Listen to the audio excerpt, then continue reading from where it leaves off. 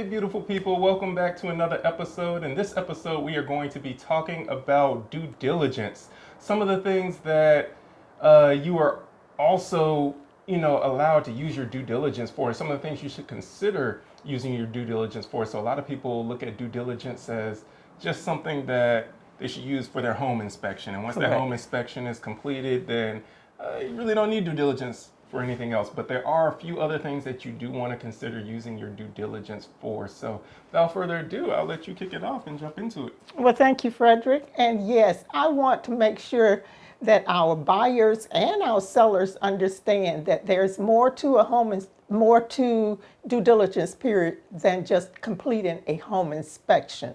One other report you might want to consider is a mold inspection, air quality inspection, because there are things that happen behind walls that an inspector cannot see, that another piece of equipment from a mold specialist or an air quality specialist would be able to detect. And we want them to be, our buyers and our sellers, to understand that that is a inspection that you would definitely want to consider when you are purchasing a home, because we know how dangerous mold can be. Especially in Georgia where it rains a lot. We have humidity a lot in Georgia, and you do have some homes that are in areas that might have some trouble or some issues with mold. So that's definitely something to consider. Right. And so for the sellers to just be aware that that is something they might want to have done, completed themselves, prior to putting their home on the market. So that would be a good plus for having your home on the market as well. I know some sellers also tend to have certain inspections and things done before putting their home on the market, because it does help their home look a little bit better when buyers coming in can see that the seller has already had mold inspections done, perhaps a homeowner's inspection, perhaps they've replaced some of the major items that are typically on a buyer's list of potential things that could cause an issue with the contract if you got issues with HVAC systems or furnaces, water heaters, or anything like that. So that does look good. It does look good, and it puts the buyer's mind a little more at ease when they've seen that the seller has been being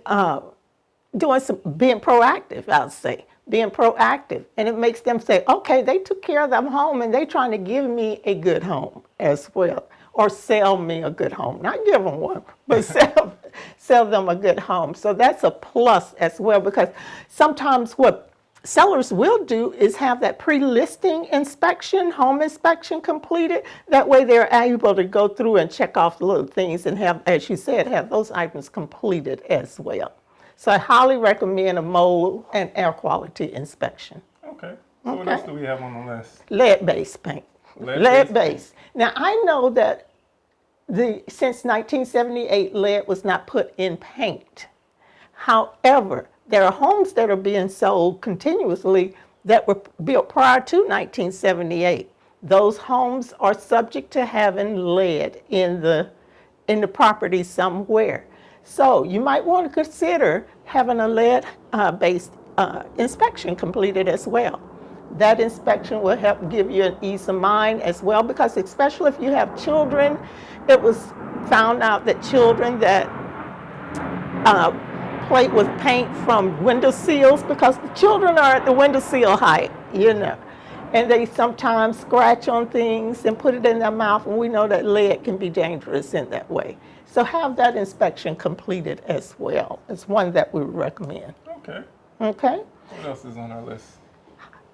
A homeowners association covenants. You have this beautiful home that they want to purchase. It is in a community that has a required home ownership towards the association, and there are covenants. You have to go into agreement once you purchase that property with and abide by those rules and regulations.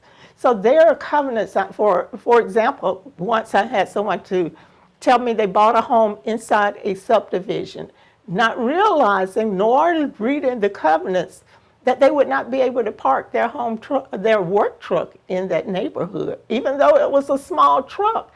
but it was painted in detail with the name of the company and all of that, and the neighborhood did not allow that. So now he's purchased his home, and now he has to find somewhere else to park his work vehicle. So take great interest in the covenants. Make sure they are ones that you're okay with, that you can comply with, that do not put a strain on you as well. And that's very important, especially if you're buying a home in an HOA. Sometimes they have restrictive covenants on the paint that you can use, the color that you can paint your house. If you're looking to paint your house, how you need to maintain your lawn. If you're wanting to put up a fence for a dog, sometimes they don't want you putting up a fence if they're trying to have a uniform look amongst all the properties. So knowing how restrictive your covenants are and what they do and don't allow is something that can be very beneficial for you to know going in, especially during your due diligence period when you can still walk away from the property and not have to lose anything like your earnest money or anything. I guess that's something that we should mention for any viewers who don't know what a due diligence period is. So the due diligence period for a home purchase is generally that period of time during from when you first get under contract up until whatever you agree upon with the seller. Sometimes it's 10 days, sometimes it's 7 days, but it's a negotiable period of time during which the buyer of a home can perform due diligence on that property. So generally they will have a home inspection done. You can have, as Cynthia mentioned, a mold inspection done. You can look into the covenants of the HOA. You can have a lead-based paint test done or inspection done. And during that time period, if you find anything that is adverse to you that would make you want to ask for something else in the contract or just walk away from the contract altogether, that due diligence period is that time frame where you can walk away from the property, and if you've paid any earnest money, you get your earnest money back, and you don't have to worry about losing anything. So during that due diligence period, it's important to make sure that you get all of the tests and inspections and things done to get you peace with proceeding with purchasing this home as you move forward. Because if there's something that gives you a little bit of angst or a little bit of hesitation with that, you want to get that remedied with perhaps a special stipulation or perhaps an addendum that you want to add to the contract so that you can move forward with peace of mind. Or if that's not something that the seller is willing to negotiate with you, you can also walk away during your due diligence period and not lose anything other than, of course, the money that you would have paid for any inspections that you've had done. So now that we've explained a little bit for any people who might not know what a due diligence period is. And for those that might say, but I put my money out for an inspection. But yes, you put out a little bit of money for an inspection, which saved you thousands of dollars on the other end from purchasing a home that you had some hesitation about or some things that you were not aware of at all. And so those things were brought to light during those inspection time. Another place that I encourage buyers to go to is go to the county website. Look under the planning and zoning department and see what is the zoning for the area. Go to the comprehensive plan. Sometimes they have the 5, 10, 20-year plan on the website. Know what is proposed for that area. You're purchasing what you see right now, but in this inspection with the county website to determine what is being forecast for that area enlightens you to other things that might be coming up in that area that you might be on board with or you might not be on board with. But buyer beware. That's what that due diligence period is for. It's for you to be proactive in purchasing that home. Make sure you know everything you can, because what I tell buyers is you buy what you see and you buy what you don't see. So go to the county website, inform yourself. Inform yourself. And that's also something that can be done before you enter into the contract as well, as far as the county website. Now, a lot of sellers, if you're not in the contract, aren't going to let you in the home to do an inspection and anything. Right. But there are some due diligence stuff that you can do on the house, checking county records and knowing what kind of building or development is going to be happening in that county before you actually put in that purchase and sale agreement. However, if you're moving in a market that's really fast, sometimes you don't have all the time in the world to do all the research that you would like to do. And so maybe you just need to get that contract in which case make sure you put a due diligence period in that contract that is substantial enough for you to be able to accomplish the things that need to get accomplished so that you can move forward with peace of mind on the purchase that you're about to make in the home that you're buying. Absolutely. And another area that I tell people to go to is the school district. Oftentimes, buyers will ask, well, I want to be in a certain school district or certain school, a particular school. Well, your real estate professional cannot guarantee you that. But I encourage our buyers to go and make sure they know exactly, based upon the information they get from the county school system, which school that property will be serviced by. Because what happens is, as you know, they will redistrict lines, and schools assigned to that property are subject to change. So no one can guarantee you that. So make sure you go do your homework, know what's going on with the schools in that area and what's projected for them right now. And visit the surrounding area. Don't look just at that property. Look at what your surroundings are, because they're going to have an effect on your home value. They will. So ride through at different hours of the day, different days of the week, different times of the day, and make sure you know what's going on around that property as well. Okay.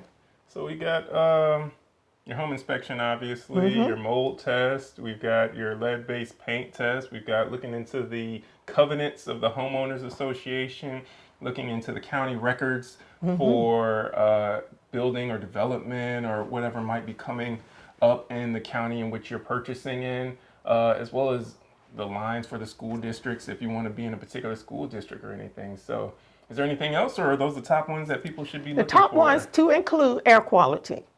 You know, some homes have good ventilation, some do not. Some will contribute to mold. So you want to make sure those things are mediated as well if you move forward. So that's where I think we are today on educating our listeners to the value of a good due diligence inspection time and period as they move forward.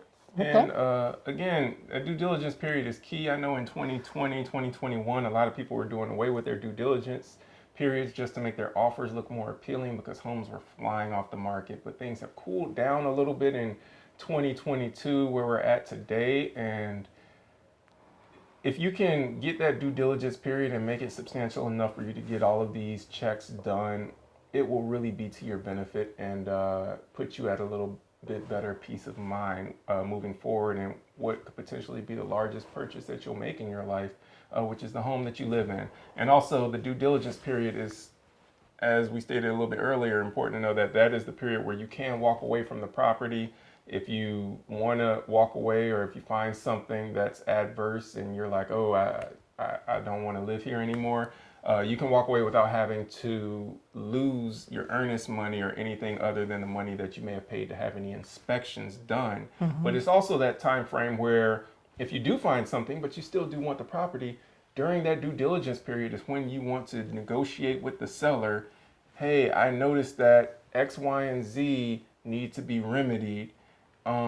Are you willing to fix X and Y, and maybe we don't worry about Z, or you negotiate that with the seller and make sure that happens during your due diligence period, because once you're outside of that due diligence period, it's all bets are off. I mean, what's in the contract is what's in the contract. The earnest money that you've paid is on the hook now. And Exactly.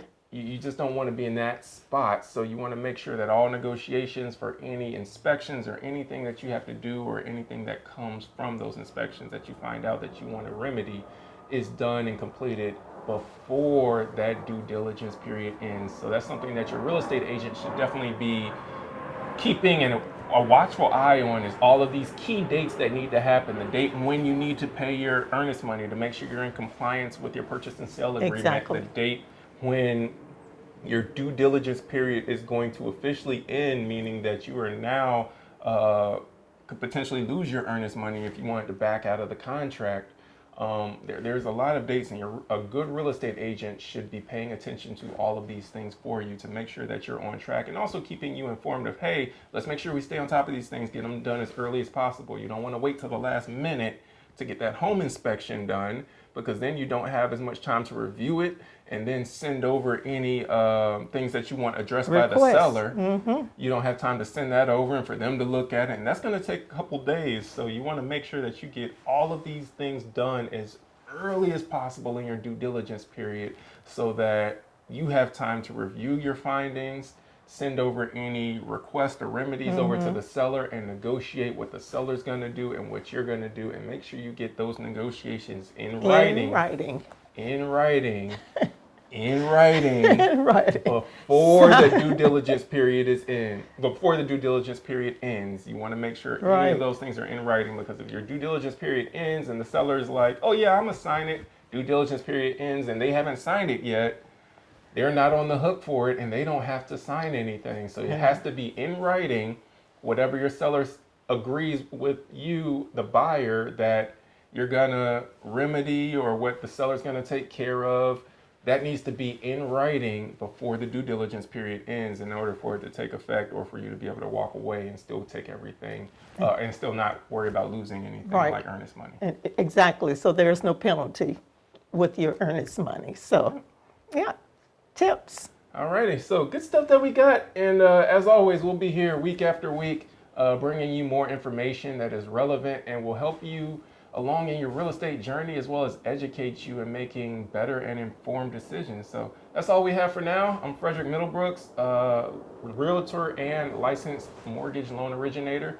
Cynthia Davis, she is a real estate broker and owner and qualifying broker of Alert Properties. So that's all we have for you. If you want to hear more from us or contact us or reach out to us, you can find our information in the property description or in the description below. But that's all we have. Take care, and we'll see you in the next episode.